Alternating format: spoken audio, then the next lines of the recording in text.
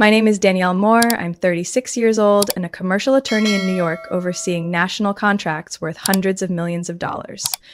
But if you asked my parents, I'd still just be the stubborn daughter who always does things her own way. I was born into an upper-class family on Manhattan's Upper East Side.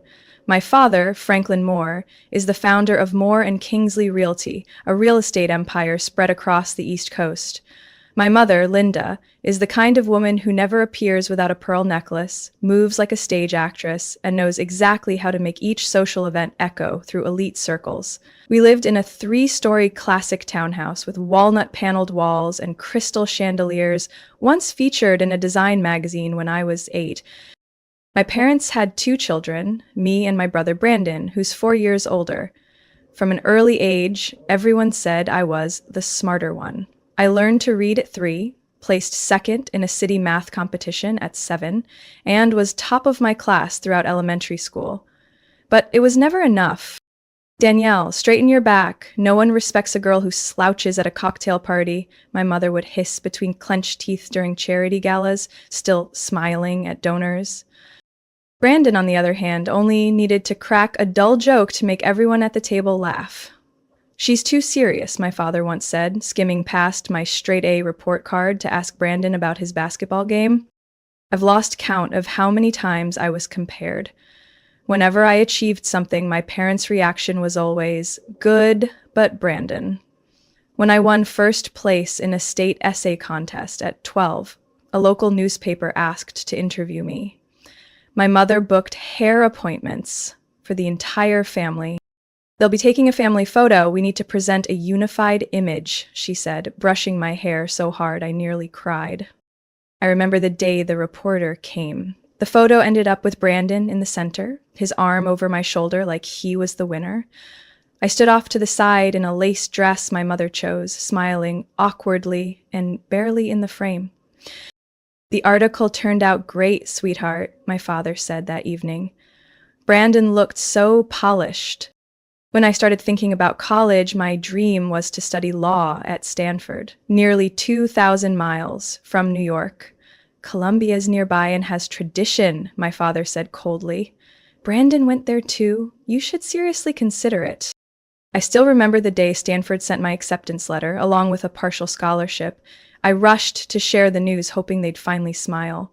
My mother glanced at it and nodded.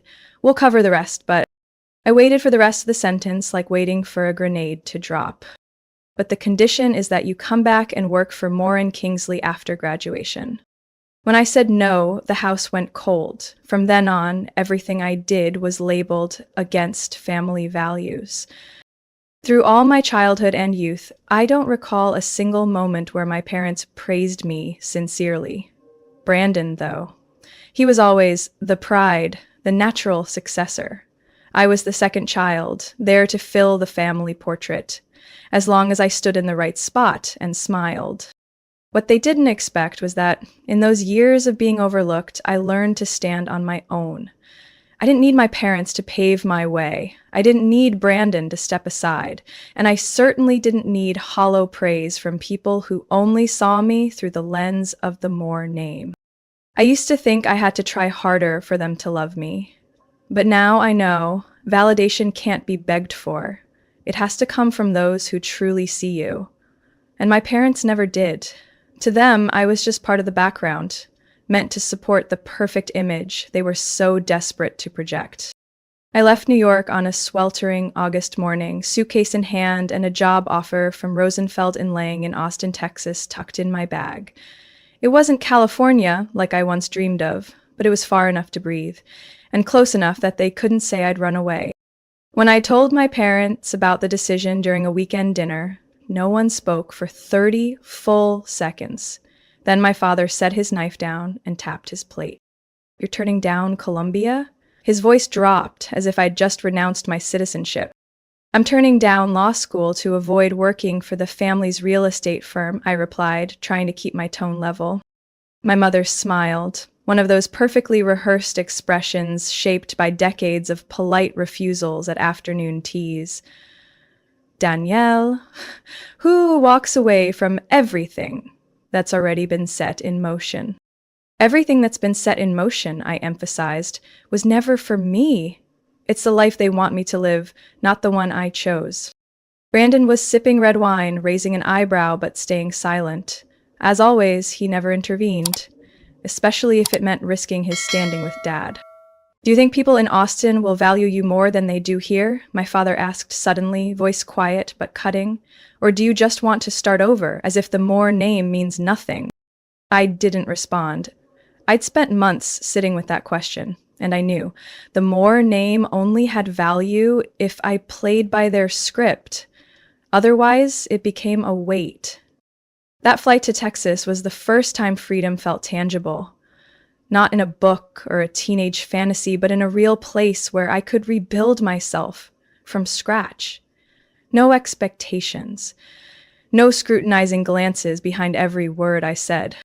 The Rosenfels and Lang office sat in a glass tower overlooking the Colorado River. I remember stepping into the elevator on my first day and seeing my name printed on the employee badge. Danielle Moore, Junior Associate. Not Franklin's daughter, not Brandon's shadow, just me. And my ability. I worked relentlessly. In the first 6 months, I handled 3 major cases and was personally invited by a managing partner to join the corporate contracts team. No one cared what brands I wore or how many shares my family owned. They only cared whether I could deliver. I rented a small apartment in South Congress, overlooking the train tracks and rows of old oak trees. For the first time in my life, I'd bought furniture without asking my mother's opinion. I chose forest green curtains, even though I knew she'd call them oppressive and lacking refinement. I called home once a month, mostly to hear updates about Brandon sealing another resort deal in Maine or Dad considering a Scottsdale expansion.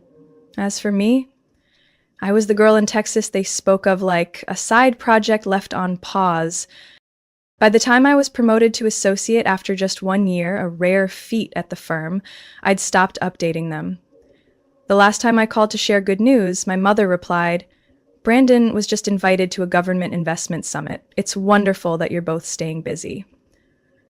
That wonderful landed like a hollow pat on the back. I learned to love the life I chose. On weekends, I walked around Zilker Park, grabbed tacos at the farmer's market, and slowly built friendships with people who didn't care what my last name was, as long as I was kind. They never asked if I was coming back.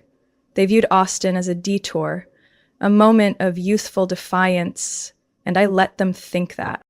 Until one day, Brandon called. "Dad wants you to sign some documents," he said, voice flat. "Just some paperwork for a new real estate loan. Having your name on it will make the bank more comfortable." I went quiet. After all those years of cold distance, they only remembered me when they needed a signature? "I think I should review the agreement thoroughly before saying yes," I said, voice like ice. "Of course," Brandon replied, but I caught the hesitation in his tone. I hung up, set the phone down, and looked out the window at the sun spilling over the river. In that moment, I knew something larger was on its way, something that would force me to face not just them, but every wound I'd been trying to outrun. I met Julian at a community education workshop sponsored by my law firm in East Austin. He was the last one to walk in, shirt slightly wrinkled, arms full of papers. Nothing about him screamed remarkable. But when he began speaking about a career program for high school students, his voice steady, sincere, the whole room seemed to fall silent. Julian taught English at a public school and volunteered as a basketball coach on weekends. No MBA, no investment portfolio, no relatives listed on Forbes. But on our first dinner date at a small lakeside barbecue shack, I laughed more than I had in the past 3 months combined. We didn't fall in love like they do in movies. No lightning strikes, no orchestral background. Everything came slowly, but it came surely. After 6 months, Julian knew my morning coffee routine by heart, and I knew he played Coltrane whenever he felt stressed. He never asked about my father's work or tried to act impressed that I went to Stanford. With Julian, the only thing that mattered was whether I was happy, a question no one in my family had ever genuinely asked me. Last fall, Brandon invited me back to New York for our father's 70th birthday. Most of the family will be there. A few city officials, some partners. Mom and Dad want you to come. And bring someone if you'd like, he said over the phone. I hesitated, but Julian simply said, "If I'm part of your life, then I should see where you come from." We flew into New York on a sharp winter breeze. I wore a simple black dress. Julian borrowed a navy suit from a coworker. Definitely not bespoke, he joked as he tried it on.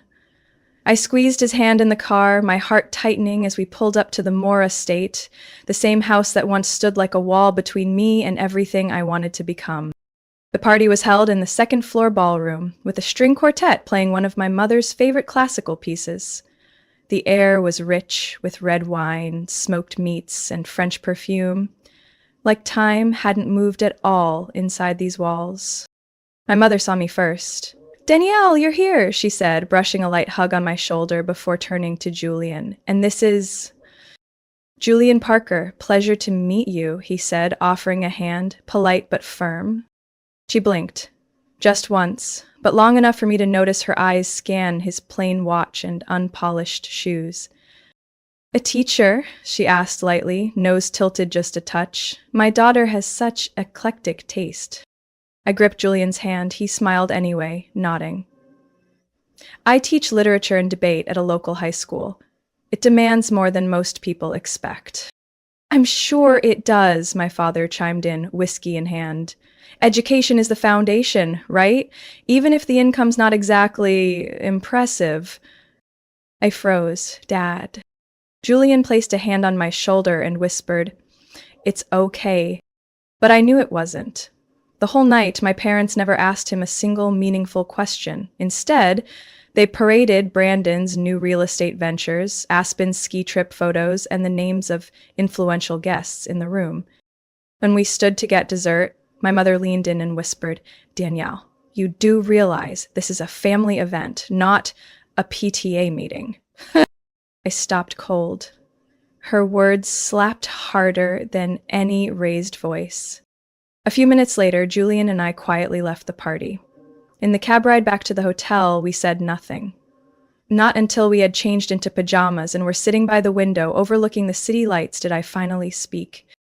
They never actually see me, just the version they want me to be. Julian leaned back against the wall beside me. "Then let them stay blind. You don't live this life to perform for them." I laughed, my eyes stinging. "Aren't you embarrassed by how they treated you?" He shook his head. "No, I'm just sad that they don't realize how incredible you are." I took his hand, the city sparkled outside, and in that moment I knew I had lost another piece of my connection to my family. And I also knew I didn't regret it, because this time I chose me, and the man who truly saw me, not the Moore name. 2 months after that haunting birthday party, I had nearly cut off contact with my family. Not out of anger, but exhaustion. I'd grown too used to being judged, compared, and cast aside simply because I wouldn't follow the script they had written for me. But nothing could have prepared me for the icy betrayal they delivered that spring. That evening, I was at my office, finalizing a draft for a merger deal worth over $300 million. Julian brought me a late lunchbox, as he often did, and sat across from me reading while I edited. He always had a way of being present, quietly, but enough to make me feel safe. While waiting for the file to export, I scrolled through Instagram just to unwind, and in that moment, everything seemed to freeze. Cousin Laura, on my mother's side, had just posted a batch of outdoor photos captioned "Moore Family Weekend" and tagged at the lakefront villa in Montauk. I tapped her story. One image showed nearly the entire family. My parents, Brandon and his wife, aunts and uncles, even that cousin from San Diego I hadn't seen in 10 years. The caption underneath read, "Summer Family Summit is coming, just a little logistics warm-up." I stared at it over and over. No one had said a word to me. No text, no email, not even a hint. Julian, sitting across from me, noticed the shift in my face. "What happened?" I handed him the screen. He flipped through a few photos, then quietly set the phone down. They didn't mention any of this to you? I shook my head, bitterness climbing up my throat. I'm the only one who wasn't invited. 2 days later, Brandon called. I didn't answer. But that evening, while organizing files at home, my phone rang again. This time, it was my father. I picked up, voice flat. "What is it, Dad?" "Danielle," he said, "I assume you've seen the pictures online." "Of course I saw them," I replied, eyes fixed on the wall. "And of course I didn't get an invitation." He sighed, the kind of sigh people use when they've already rehearsed their excuse. "This is an important occasion. The family is negotiating with some Korean investors. They are interested in expanding into luxury housing, and I need everything to be polished." "Polished?" I repeated. "You know what I mean. You and Julian, your professions, your values. They don't quite align with the image Moore is trying to project." I paused, then let out a laugh, dry and unfamiliar even to me. "So, I'm no longer part of the Moore image?" "Don't be overly sensitive, Danielle," he said, a trace of impatience creeping in. "This is business. I need everything to match our standards." "Standards," I said, each word slicing my throat, meaning white, wealthy, politically aligned, and absolutely no public school teachers in the group photo. Silence stretched for a beat. Then my father's voice returned, this time colder. "If you can't align with the family's direction, it's best to keep some distance, at least for public events." I hung up without another word. One thought echoed in my mind. They've decided to cut me out of the game. That night, I didn't sleep. Julian made soup. I didn't eat. He didn't ask questions, just handed me a cup of hot tea and sat beside me as always. Around midnight, I opened my laptop, logged into my personal email, and searched for the loan agreement Brandon had asked me to co-sign last year, the one I had put aside out of loyalty to the family. I'd never read it carefully. But this time, I combed through every page, every clause. And when I reached the financial guarantor section, with my signature at the bottom, a chill crawled from the base of my spine to the back of my neck. It all made sense. They didn't need me in the family photo. They just needed me in the loan paperwork. And now that they had my signature, they no longer needed me to show up. I got the message at 6:40 a.m., just as I was adjusting the final slides for a presentation at the Morganfield Group headquarters, our company's biggest client to date. It was the closing day of a $1.7 billion merger I had pursued for nearly 8 months. Every figure lined up, every clause was approved. I was about to make senior partner, at least 2 years ahead of schedule. The phone lit up. Sender, Dad. The message was a single line. "You'd better not come to Montauk. Your mother and I have decided to cut ties."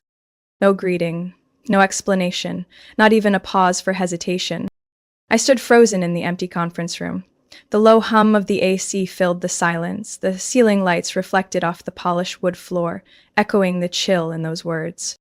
I stared at the screen. After a while, I typed just 2 words. No period, no exclamation mark, just 2 words as dry as every conversation we'd ever had. When I entered the main boardroom at 8 a.m., I smiled appropriately, spoke clearly, and delivered the presentation as if my heart hadn't just been ripped from my chest. Julian didn't call or text. I knew he was waiting until I was ready to touch the wound. I moved through that morning like a programmed shell, signing 3 contracts, nodding to the Morganfield chairman, and accepting congratulations from the executive board. Inside, I was empty. Not because I was shocked, but because I realized I didn't feel anything anymore. I'd gotten used to being excluded. But this time, they weren't hiding behind polite excuses. This time, they didn't mask their intent. They had truly erased me from the family. At noon, I returned to the office. Through the window on the 22nd floor, Austin buzzed below, lively and unaware that someone had just been disowned by her own parents via text. I opened my desk drawer and pulled out an old file, Moore and Kingsley Loan Agreement, Danielle Moore. I had agreed to sign it 3 years ago when Brandon convinced me the company just needed a strong signature to secure financing for their Houston Mall expansion. I hadn't asked too many questions because back then I still believed blood wasn't measured in credit scores. I called Hannah, my personal attorney, and said simply, "I want to withdraw my name from that guarantor loan immediately." Hannah paused. "Are you sure? The financial fallout for Moore and Kingsley could be significant." "My family officially cut me off this morning," I said, steady. "I see no reason to remain financially entangled." That afternoon, I signed the request to revoke my personal guarantee. I sent it myself to the bank with an official letter Hannah had prepared. Everything went out before 4 p.m. By 6:30, my phone began buzzing nonstop. First Brandon, I didn't pick up. Then a strange number, I assumed my father's secretary. Then my mother. Then Moore and Kingsley's financial assistant.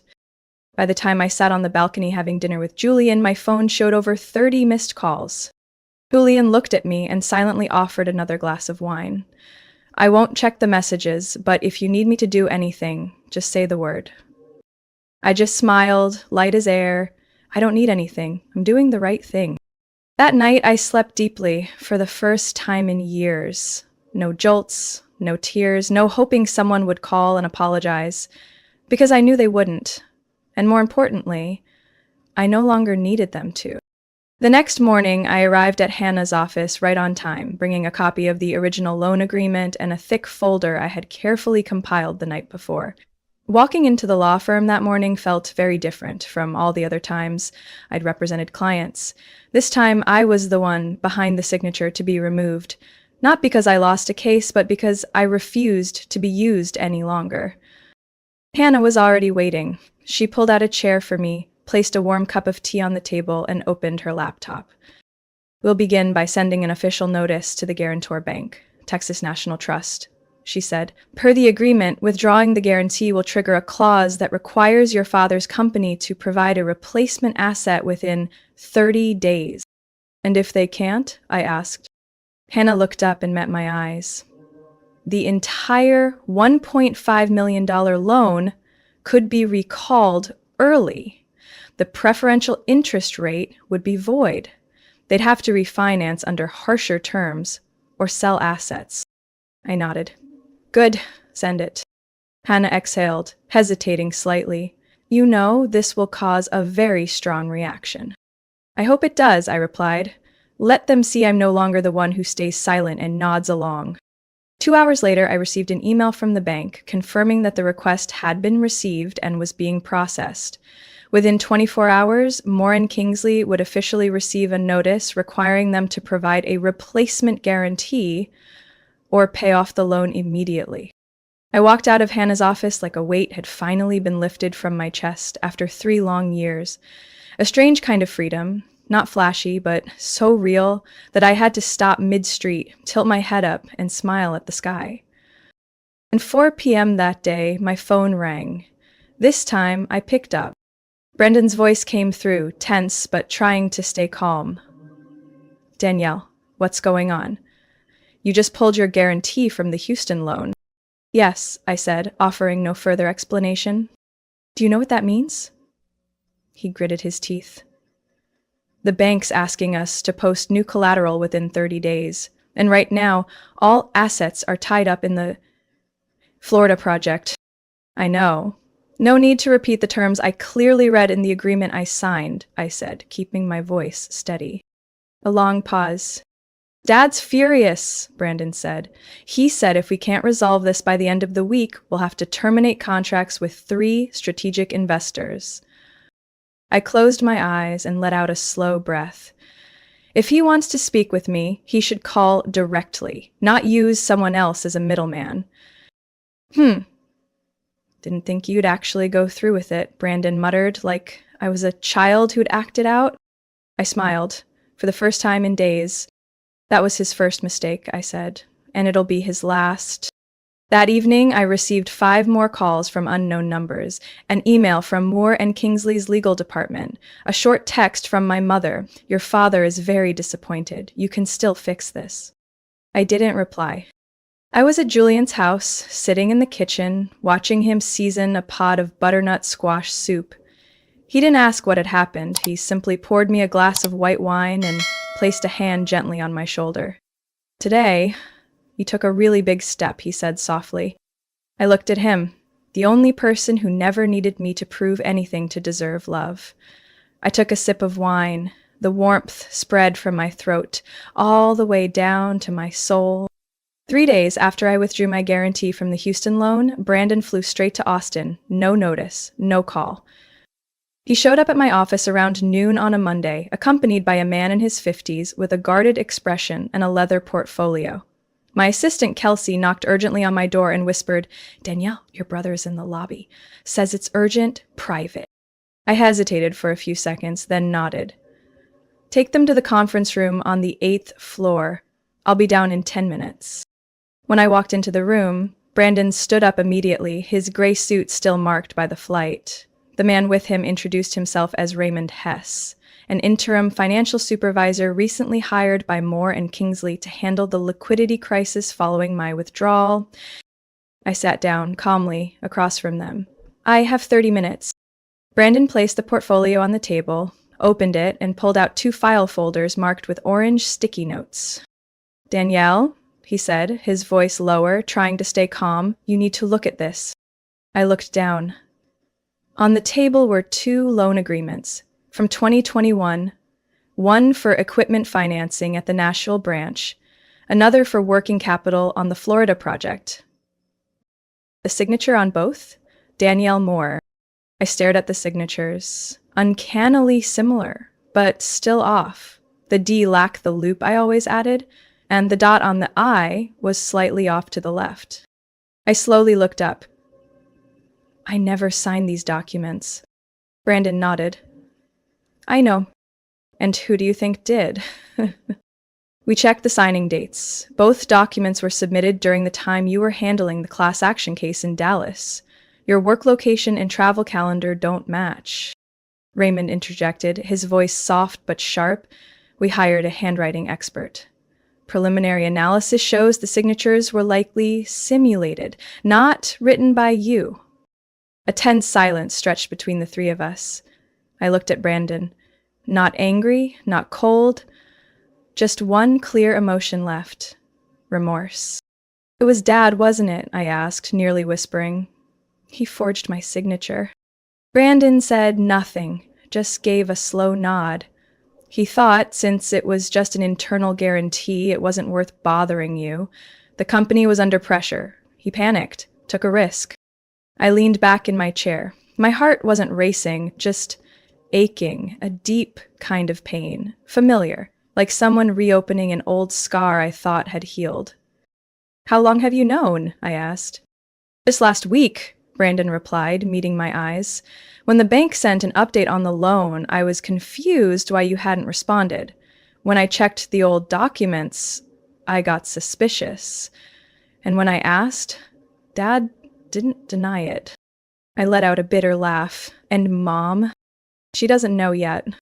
I nodded. "Good. Because I'll be the one to tell her." Raymond closed the folder and gently pushed it toward me. "We're not looking for legal confrontation. If you agree not to pursue legal action, the company will take full responsibility and immediately void all documents listing you as a guarantor." I didn't respond right away.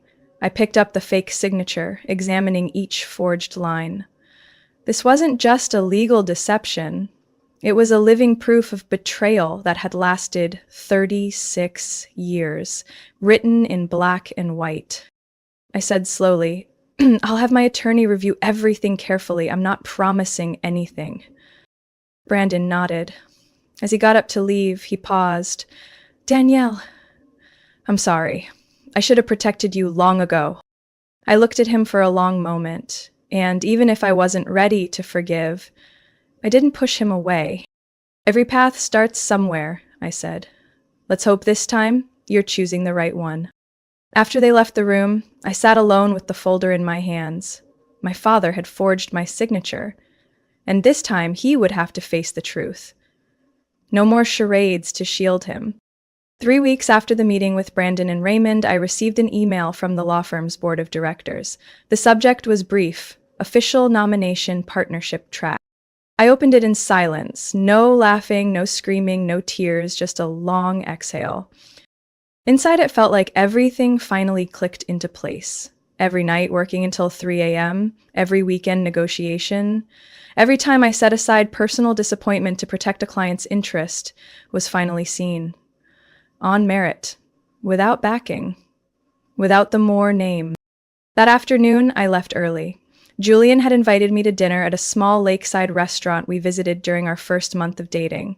I thought he just wanted to celebrate my good news, but when dessert was brought out, instead of the usual chocolate mousse, the server placed a small velvet box on the table. Julian stood up. He didn't say cliches like, "From the moment I met you," or "You're my whole world." He just looked at me with such seriousness and sincerity, I had to swallow hard to keep my hands from shaking. "Danielle Moore," he said softly, "you've spent your life fighting to be recognized.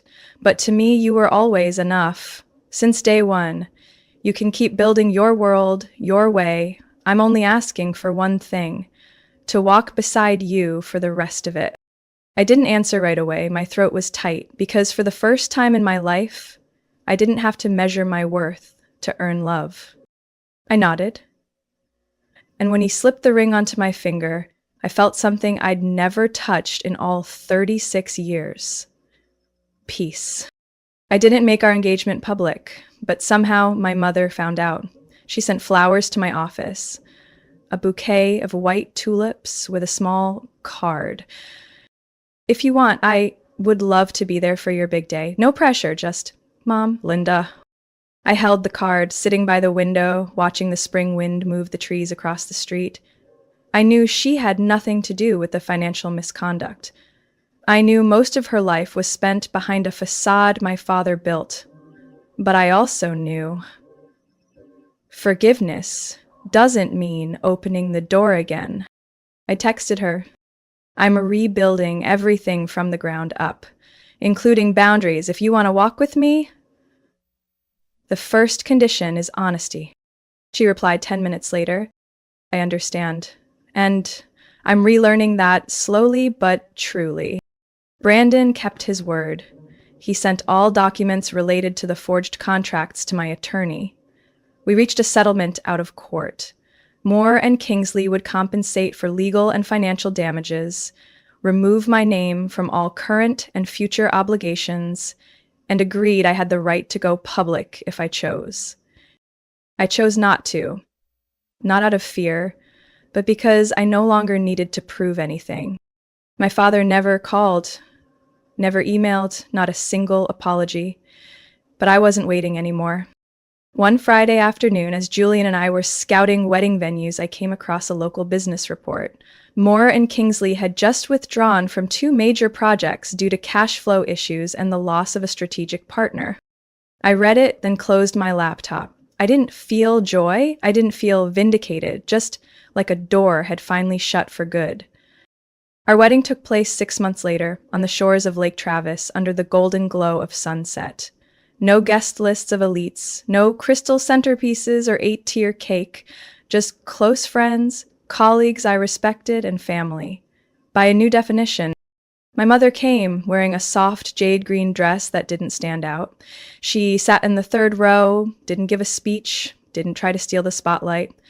After the ceremony, as I stepped down the stone path, she came up and hugged me. "You've lived exactly how you wanted, and I'm proud, even if I didn't always say it." I held her hand, saying nothing. Some wounds don't need stitching, just the space to stop bleeding. That night, as fireworks lit up the lake, Julian pulled me close. "I've never seen you shine like this," he whispered. I looked at the reflections in his eyes and softly replied, "Because for the first time in my life, I don't have to ask permission to be myself." Danielle's story proves that being born into wealth doesn't guarantee real love. When acceptance is conditional, based on image, power, and expectations, the only way forward is to validate yourself. She chose to walk away from the gilded cage and build a life on her own terms. And in doing so, she found freedom, not in her family's forgiveness, but in fully loving herself, without needing anyone's permission. What do you think of Danielle's decision? Would you have the courage to do the same in her place?